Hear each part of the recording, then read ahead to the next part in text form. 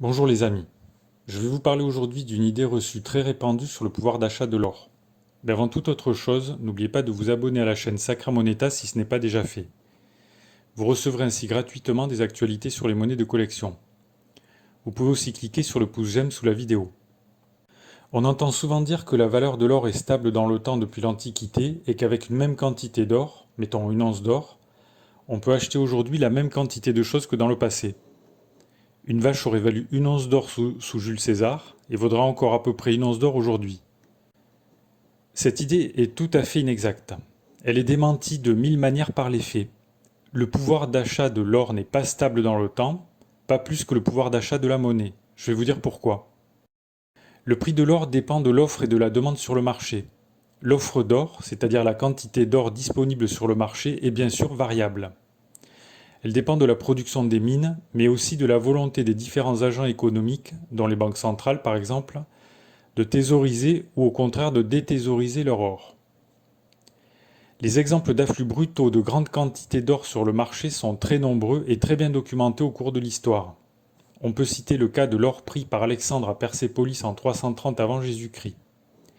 À ce sujet, Diodore de Sicile dit ceci: à Persépolis, Alexandre fit main basse sur 120 000 talents d'or. Il lui fallut déployer un grand nombre de mulets, tant de bas que d'attelages, et 3000 chameaux de somme pour transporter ses trésors dans les divers lieux qu'il désigna pour les recevoir. Cette prise de guerre a provoqué un afflux brutal d'or en Grèce et en Méditerranée orientale de façon générale. Le pouvoir d'achat de l'or, devenu surabondant, a baissé. On pourrait citer également le cas très célèbre de l'énorme trésor en or des Incas dont s'est emparé Francisco Pizarro en 1532-1533. Cette grande quantité d'or a afflué brutalement en Europe, où la valeur relative et absolue de l'or a baissé. Évidemment, les grandes découvertes de gisements d'or et leur exploitation intensive ont également provoqué de très fortes fluctuations de la valeur de l'or. On peut citer les découvertes des gisements d'or du XIXe siècle en Californie, en Australie, en Alaska, en Afrique du Sud.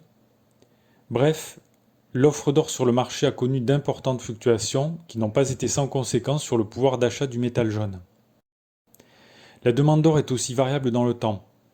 Pendant les périodes de tension économique, typiquement pendant les krachs boursiers, le prix de l'or peut monter brutalement avant de baisser lorsque la tension diminue. L'or joue le rôle de valeur refuge. Le pouvoir d'achat de l'or dépend également de l'offre de biens et services. En période de grande pénurie, le prix de l'or peut être élevé mais ne permet pas d'acheter davantage de marchandises. A contrario, lorsque l'offre de produits et de services est surabondante, les prix baissent si on les compare à l'or. Le pouvoir d'achat de l'or augmente alors, même si son prix est stable.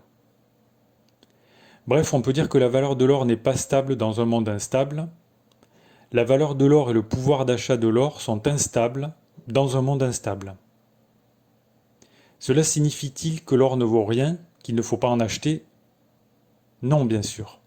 On peut acheter de l'or, qui est une très bonne réserve de valeur, sur la longue durée.